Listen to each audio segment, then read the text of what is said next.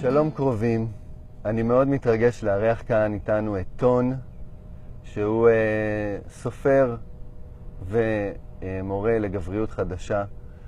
טון כתב את הספר שובו של המלך, והוא כאן בישראל בסיבוב הרצאות לכבוד הספר הזה. אתמול הוא היה אצלנו בבית בטבעון, ונתן הרצאה מהממת ומדהימה, והיום הוא כאן איתנו בראיון בקרובים. אז שלום טון. Hi, Nissim. Hi. How are you? I'm a pretty little tired from yesterday. We had an intense evening. It was beautiful. We covered so many subjects. So this morning I feel like okay, I'm getting out of that. But it was good. Yeah. How is it to speak in front of Israeli group? Well, like I said last night, I felt a bit wobbly because it's not my culture. I'm a foreigner. I'm from Amsterdam. I have a different history, different religion. So I don't know all the ins and outs, and I also don't know all the hidden rules, which there always are. So I was a bit kind of cautious, like, okay, what can I say and what can't I say? So in the beginning of the evening I said, well, if I say something stupid or offensive, please forgive me, because I love to communicate, but I realize it's, of course, from my perspective, and I have a different history than you do. You know, I'm living in this country where it's already, we have peace for 70 years. It's a different thing. We had our wars, the Second World War, First World War, and my parents were in that. So I could say I'm a second generation war victim. Is a bit of a big word, but you do feel the influence. It's still there in our family, very much so. But you are more like a first generation. I don't know the words, but war something, because you're still in it in a way. Yeah. With one foot. Yeah. So, but do you find that your teaching or your things that you bring offensive for men, or maybe difficult to hear? Yeah, when I started out, and that's 30 years ago, men thought I was crazy. Really, nobody took it. It was like personal development for men. What are you talking about? We're fine. What's the problem here? So, or they thought it was like for a group for homosexuals, or men had all kinds of wild ideas. It was very unpopular for men to go to therapy, or which the word I never use because I don't like it either, because it implies that there's something wrong with you. And when your lady says, well, you need to do some change in yourself, you think, yeah, right, get out. You don't want it. So before you come to the point that you think, okay, I need to do some stuff, some work on myself, you probably gone through a couple of crises already. So this is what brings men to open up, to hear the voice of the new masculinity, the crisis that... Yeah, because normally the change doesn't start with that you're so glorious. It starts with that you're miserable, that there's something going wrong in your relationship or with your kids or your work or your money, and you think, okay, it doesn't work. And that's when you start to question yourself. Can be an illness, can be anything, or a burnout, or you're completely stressed out. And I think it leads in the end to this question. If you search long enough, you will come to the question, what is masculinity? And what do we have a healthy masculinity, or are we looking at a very old masculinity? A masculinity that's kind of pushing us to the limits all the time and really puts us in a small box. Like we have this image of to be a man is to be strong. We're not supposed to cry. It's a very limiting image, actually. And I felt I couldn't fit the box, so I was kind of searching outside of it and finding different examples and different ways of being a man. And what did you discover outside the box? The box, the very little box. It's so interesting. We're sitting here because we're having, of course, this warrior man behind us, which is kind of fitting the strong masculine. But if I look behind you, there's the Mount Carmel, which was the place of the healers in the ancient times, of the Essenes. And I've been studying that for quite a while, and I feel more comfortable with those guys. I'm very much more like a healer. I had to explore that also, that my whole body functions. I resonate with people. I can feel people even when they're not here, which is not very masculine somehow, but it's normally women do the feeling stuff. But I discovered men have the same capacities, actually.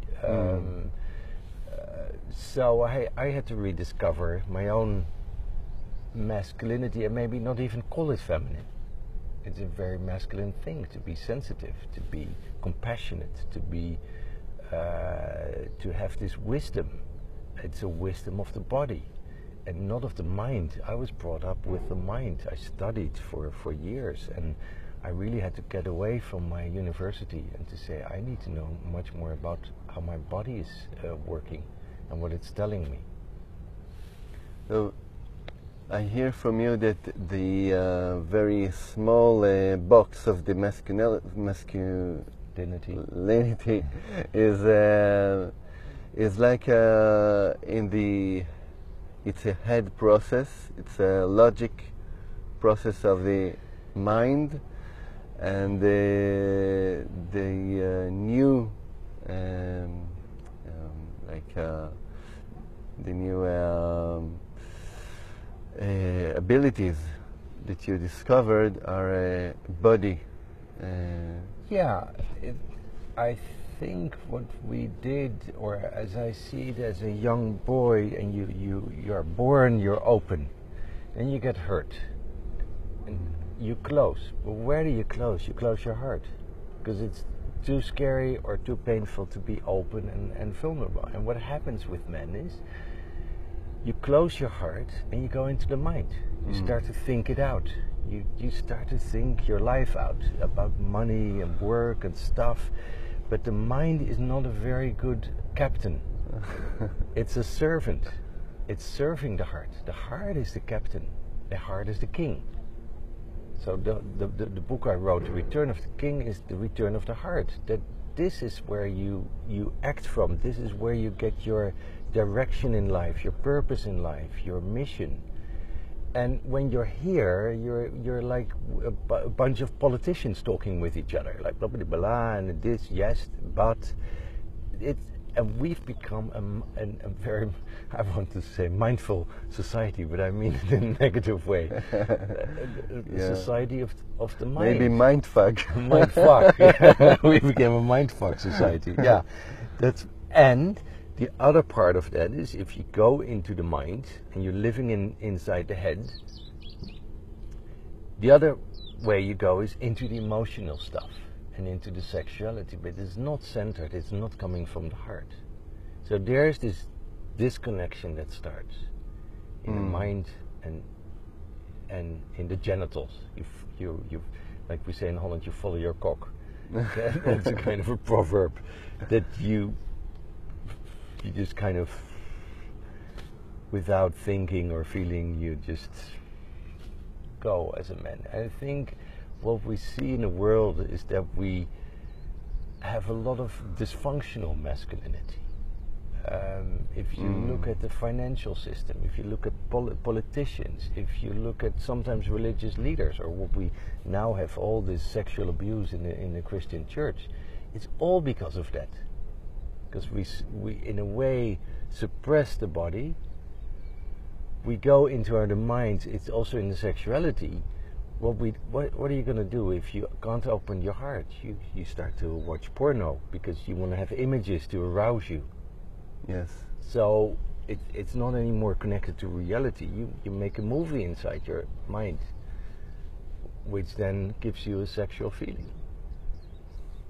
And I do it too. I mean, I think we all do it because we haven't been raised differently. So I think at this moment, we as men, we need to get together and sit together and talk together and feel together and, okay, what do we want actually? And it's not to satisfy the women's demands like, oh, we need to change because the women want it. It's what do we want? Do we want to continue this stuff? Because it really, it doesn't only hurt society, it hurts ourselves. And it's very unhealthy in a way. Yeah. So I start to question the old images of masculinity, and I think they're not so workable anymore. So we need something else. And for that we just, what I learned in the last 30 years working with men, it's just simply sitting together, hearing each other's stories. So what's happening to you? What's happening to you? Where are you messing up or failing? And it's getting out of our stories of we need to be the winner, we need to be on top, we need to be in control. Yeah. It's an illusion. Yeah. We are not in control. Yeah, I find it very hard for men to learn from another man. And I feel that there is something that a man should be quitting off in order to open up to learn from another man. And I love the sentence from your book. You wrote, a man is rebirthing twice. Once when the original birth of the mother. Yeah. And then when he rebirthing himself. Yeah. I don't remember exactly but I loved it very much that a man can decide to rebirth himself and to be to open up to the world. Yeah. It's actually an old Sufi proverb, and it says you're actually born 3 times. 3 times. 1 time from the mother, so your physical birth. 1 time from the father, so who brings you into the world, who takes you out of the nest and away from the safety of the mother. And if he does it good, it's like an initiation to say, okay, this is your task in the world. You know? Okay, I'll take you with me. And the 3rd time is, you could say, more like a spiritual birth. It's when you let go of the story of your parents and say, okay, now I'm a unique being and I follow the divine in a way. You make this connection instead of disconnection from the family and the social system and the country, and which is all needed. It's all nice, and probably what this man has done as well. You need to protect and the social system, but there comes a point when that's not enough, and you connect to the earth, Adama, and to God, and that's the moment when you start to follow your own path and say, okay, I see that there's this world around us. It's the whole matrix. So beautifully depicted in the movie of the Matrix, but I have my own path to go, and that's where Neo goes, and he takes the red pill, I think, and you realize there's much more to the world than only this system. Yes, I can feel that the father that brings us to the world, the second birth. Okay, the first one is obvious, but the second birth is of the father, and then the one himself. Yeah. But I feel that the second one is missing. Yeah. the father that brings the boy to the world, I don't feel that fathers actually doing it. No, because I think our fathers didn't learn it from their fathers. So if you go to indigenous people, I went to the Hopi Indians, to Jaquai Indians, and to many other tribes. The fathers are very careful about their sons' initiation. They take them away from the mothers, they take them into the woods, and they teach them to be a man, to be part of the men. But it's a very gentle process. It's a very specific thing, and the medicine men and the shamans, they take care of this. It's crucial, because you don't become a man just by nothing. I think with women it's different, because they have menstruation and they become a woman in a way. They have their own steps. But for men, you need to have this man energy around from older men to teach you, come, you know, we'll tell you some things about sexuality, about brotherhood, about spirituality, about what's your purpose in life, about being relaxed instead of going into the rat race. What is the real reason for living? So men have this, fathers have this important role for a younger generation. Otherwise you get what I call absent fathers, lost sons. There's a book with this title, and I think it sums it up. The fathers are absent, the sons are lost. You see lost sons everywhere. They become or aggressive, or very depressive, or they commit suicide, or you see the sons not knowing how to connect to the world because the fathers don't do it for them. Yeah. So this part, this stage is missing in our culture. Yeah. And we have to overcome it. Yeah. So the only choice I see is to rebirth myself as a man. Yeah. And I think it's extremely difficult. Yeah. It is difficult, but I noticed as soon as men get together, you will know. You'll know what to do. It's very simple actually. When you have a fire and you have a talking stick and you start to open up, at some point you feel, this is what works. The problem is, for instance, that religion cannot do it in these times. Religion has become part of that old masculinity. The army cannot do it because it's also part of that old masculinity. It is very much connected to the heart. You will have your experiences. Yeah. But as I saw the army in Holland, it didn't make you very much of a more evolved man. Yeah. You know, it taught you some stuff, but also quite limited actually. Yeah. And very much in the old paradigm of us versus them. It teaches you duality, it teaches you to fight against the other. Separation. And if you go into the third stage of the spiritual connection, you see there's no separation. Them is us. We're all one in the end. Yeah. So the beginning would be to sit together with men. Yeah, definitely. And to talk. Yeah. And this also I find very difficult for men to do, but this is the beginning. This is like a must thing to do. Yeah. To start listen to another man, maybe more adult, maybe more young than you. Yeah. Yeah.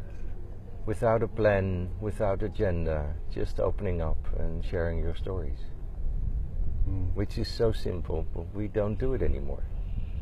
Yeah. And it's what has been done for thousands of years, that the men go together just to share when they feel vulnerable, or when they share wisdom, or which is important for society. And this is what you came also to do in Israel. You have a workshop for men. Yeah, and to also look at the inner wounds of missing the father.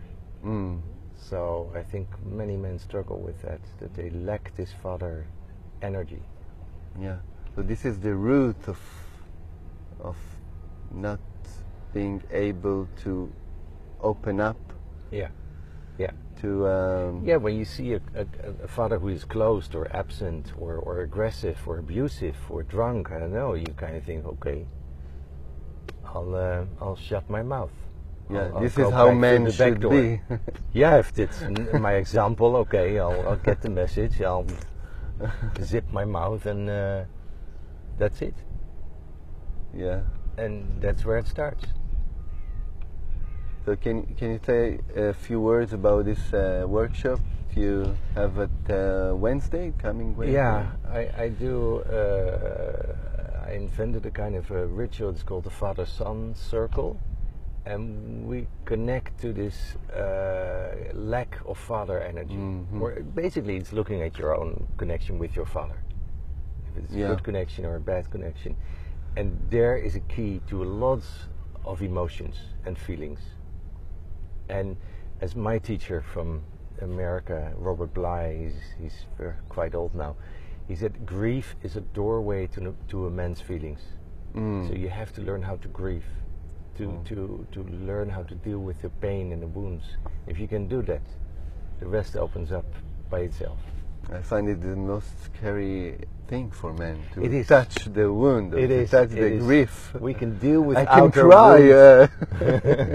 It is when you do it, but it is so healing. It is so incredibly healing, because when you don't touch the wounds, you will just go on in this stress, because you run away. Actually, you are always on the run to make something happen or to have success or to be because basicly you're afraid for this wound.